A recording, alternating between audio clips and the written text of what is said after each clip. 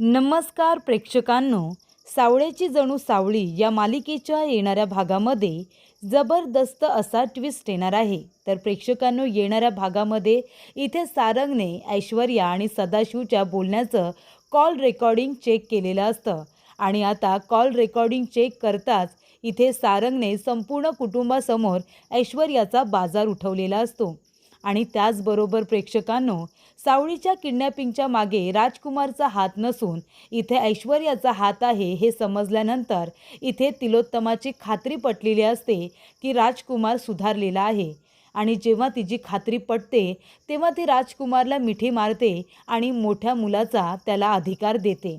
तेव्हा प्रेक्षकांनो, येणाऱ्या भागामध्ये कशा पद्धतीने या गोष्टी पुढे घडत जातात आपण सविस्तरपणे बघूया।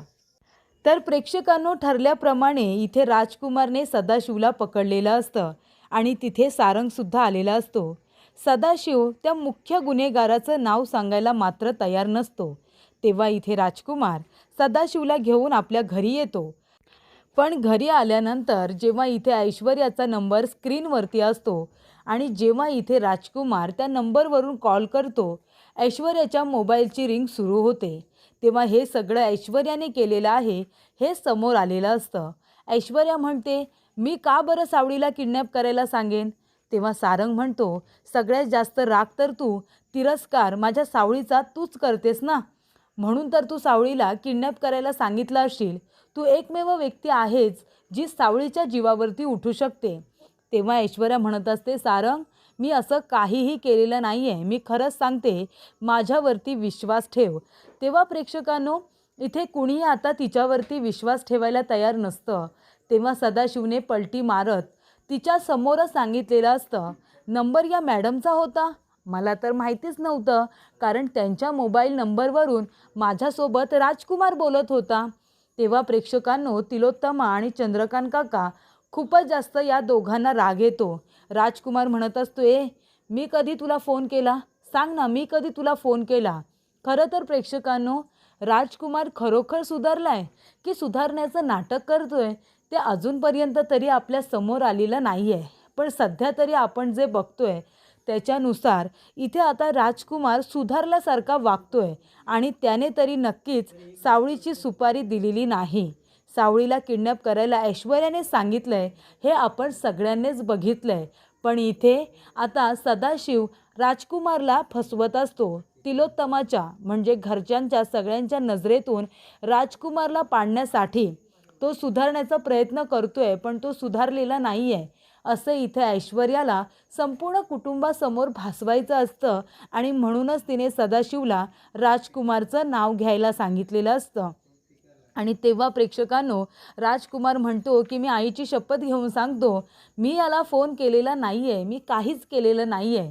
तेव्हा प्रेक्षकांनो, इथे आता सदाशिव मात्र राजकुमारचंच नाव घेत असतो। तेव्हा ऐश्वर्या म्हणत असते, मी काही नाही केले, राजकुमारने काहीच केलेलं नसतं, मग तो तर तेच म्हणणार की त्याने फोन केला नव्हता। तेव्हा सारंग म्हणत असतो की चल सदाशिव, माझ्याबरोबर चल। तेव्हा सारंग सदाशिवला आपल्या रूममध्ये घेऊन जातो आणि दरवाजा बंद करतो आणि त्याला म्हणतो की हे बघ सदाशिव, मला माहिती आहे की राजकुमार दादाने काही केलेलं नाही आहे। मला हे सुद्धा माहिती आहे की तुला हे सगळं ऐश्वर्या वहिनीनेच करायला सांगितलं आहे। तू तिच्या सांगण्यावरून खोटं बोलतोयस हे मला माहिती आहे। तुला आता आम्ही पकडलं आहे, त्यामुळे देवा इथे येईल आणि तुला अरेस्ट करेल, तू जेलमध्ये जाशील आणि या गोष्टीची संपूर्ण तपासणी होईल आणि तेव्हा इथे कॉल रेकॉर्डिंग वगैरे चेक केले जातीलच आणि तेव्हा नाव समोर कुणाचं येईल तर ऐश्वर्या वहिनीचाच येईल, राजकुमार दादाचं येणारच नाही। म्हणून मी तुला काय म्हणतो, आत्ताच मला खरं खरं सांग की कुणी तुला सांगितलं होतं सावळीला किडनॅप करायला? तेव्हा प्रेक्षकांनो, इथे आता सदाशिव म्हणत असतो, राजकुमारने सांगितलं होतं। तेव्हा इथे सारंग म्हणतो, का राजकुमार दादा तुला सावळीला किडनॅप करायला का सांगेल? त्याला हे सगळं करून काय मिळणार आहे? सावळीचं आणि राजकुमार दादाचं कधी भांडण झालेलं नाही आहे, उलट त्या दोघांबरोबर अमृता वहिनी आणि राजकुमार दादाबरोबर सावळीचं छान जमतं, मग तो तुला का सांगेल तिला मारायला? पण ऐश्वर्या वहिनीचं तसं नाही आहे. ऐश्वर्या वहिनीचा सावळीवरती पहिल्यापासून राग आहे आणि आत्तापर्यंत ती नक्कीच तिला किडनॅप करायला सांगू शकते, मारायला सांगू शकते. त्यामुळे तिच्या विरोधात माझ्याकडे पुरावा आहे, पण मला तुझ्या तोंडून आता ऐकायचं आहे.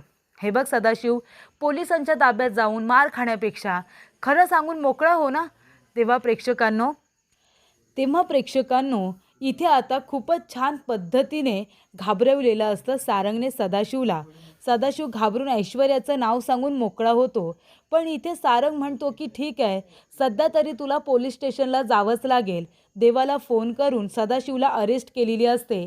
तेव्हा प्रेक्षकांनो राजकुमार म्हणत असतो, मी खरं सांगतोय, मी काही नाही केलंय.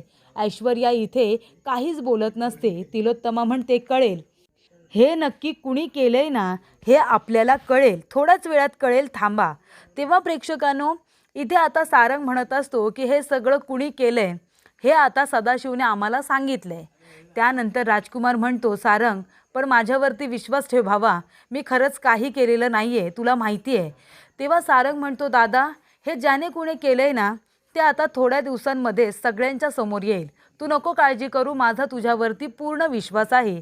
तेव्हा इथे ऐश्वर्याला वाटतं की सारंगचा जर राजकुमारवरती विश्वास आहे म्हणजे त्याला माझ्यावरती संशय आहे की काय.